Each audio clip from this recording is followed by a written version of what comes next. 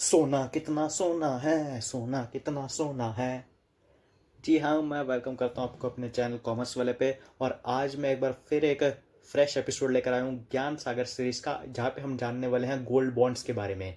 Gold तो सबको पता है, लेकिन गोल्ड बॉन्ड क्या होता है उसके बारे में आज मैं आपको जानकारी देने वाला हूँ। तो एक गोल्ड बॉन्ड बहुत ही मतलब एक ऐसी चीज़ है ना कि मज़ा आ जाएगा आपको सुन के। इसमें इन्वेस्टमेंट करने का आपका भी दिल करेगा, और इसमें इन्वेस्टमेंट करना भी है बहुत ज़्यादा आसान।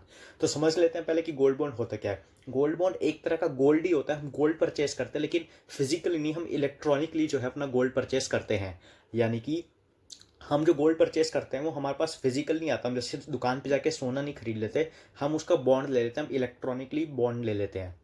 इसका क्या फ़ायदा होता है, इसको क्यों शुरू किया था, मैं आपको इसकी कहानी बताता हूँ। हमारे इंडिया में क्या होता है कि कोई भी अगर गोल्ड बेचता है ना, तो भाई हमारी सोसाइटी को ऐसा फील होता है कि भाई इस फैमिली में कुछ फाइनेंशियल प्रॉब्लम्स हैं, इन पे बैड डेप्ट है, इसलिए इन्हें जो है अपना गहने सोना बेचना पड़ रहा है ताकि वो उस डेप्ट से बाहर आ जाए। और एक नेगेटिव इफेक्ट जो पड़ता है।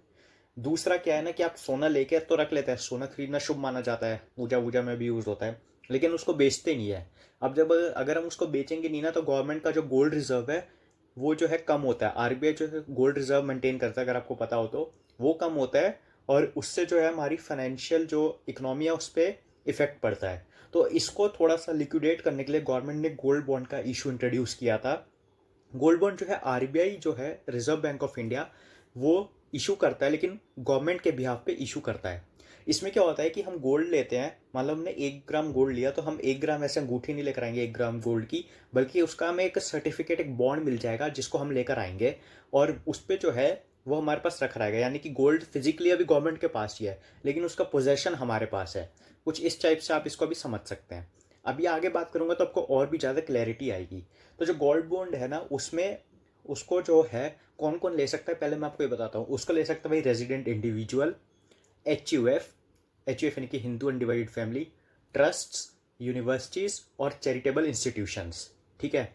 अब इस बात करते हैं कि इसको कहाँ से खरीद सकते हैं हम गोल्ड बॉन्ड को। हम इसको खरीद सकते हैं पोस्ट ऑफिस से, बीएससी एनएससी से यानी कि बॉम्बे स्टॉक एक्सचेंज या फिर नेशनल स्टॉक एक्सचेंज से।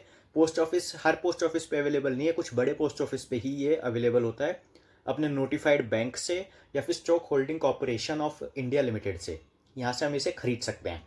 अब बात कर लेते हैं कि इसकी लिमिट कितनी होती है। तो मिनिमम हम 1 ग्राम का जो है गोल्ड बॉन्ड परचेस कर सकते हैं, और जो मैक्सिमम लिमिट है वो बताई गई है 4 kg for individual and H U F, and 20 kgs for trust and others. तो ये थी मिनिमम एंड मैक्सिमम लिमिट जो हम गोल्ड बॉन्ड में खरीद सकते हैं। अब बात करते हैं भाई कि इसका फ़ायदा क्या है। देखो, हमने मान लो कि आप दुकान पे गए, आपने गोल्ड ले लिया 10 ग्राम, 10 ग्राम का अपना अंगूठी बना ली, और उसके बाद आप उसको पहन के घूम रहे हो बस। अब मान लो कि आज से 10 साल बाद गोल्ड का प्राइस डबल हो गया। तो ठीक है, तो प्राइस तो डबल हो गया, लेकिन अंगूठी पे कुछ आपको रिटर्न नहीं मिला जब तक आप अंगूठी बेचोगे नहीं। गोल्ड बॉन्ड में क्या होता है कि आपने आज गोल्ड बॉन्ड ले लिया, और 10 साल बाद गोल्ड का प्राइस हो गया डबल। तो उसमें क्या होगा ना कि जो डबल प्राइस होगा वो तो आपको मिलेगा ही, साथ ही जो आपने उस पर आपको इंटरेस्ट भी मिलता रहेगा।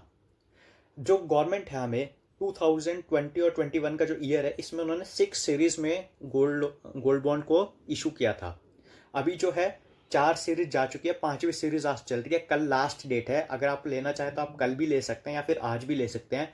और उसको जो है 11 अगस्त को जो है आपको इशू कर दिया जाएगा गोल्ड बॉन्ड।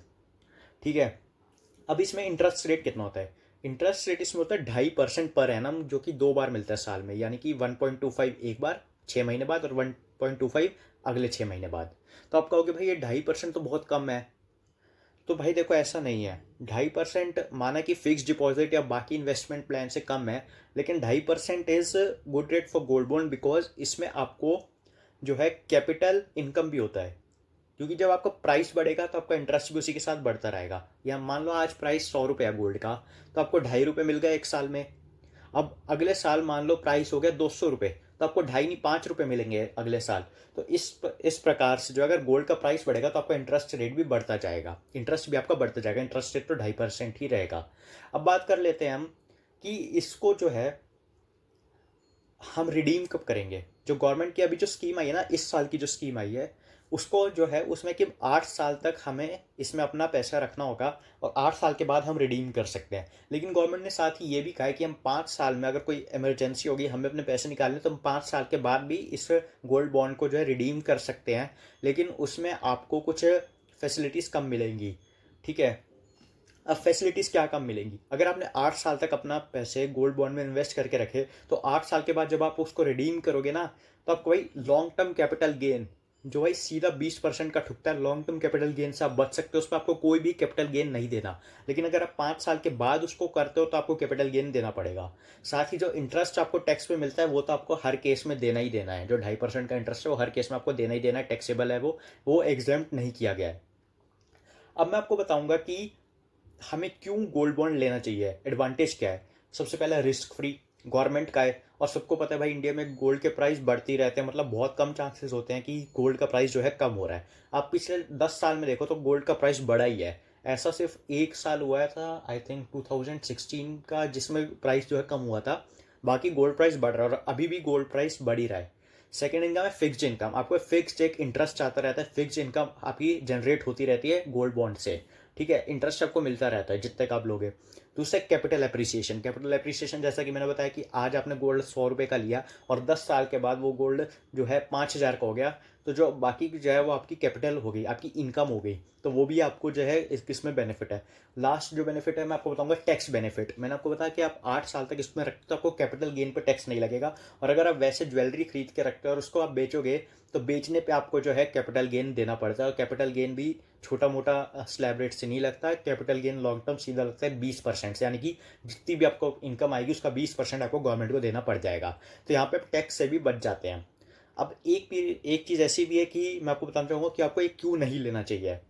पहली बात, इसमें लॉक इन पीरियड है 8 साल का, यानी कि आप 5 साल में भी कर सकते हो, लेकिन 8 साल और 5 साल दोनों ही एक बड़ा नंबर है कि आपको इतने टाइम तक अपना पैसा इसमें डाल के रखना है, आप उससे पहले इसको बाहर नहीं निकाल सकते।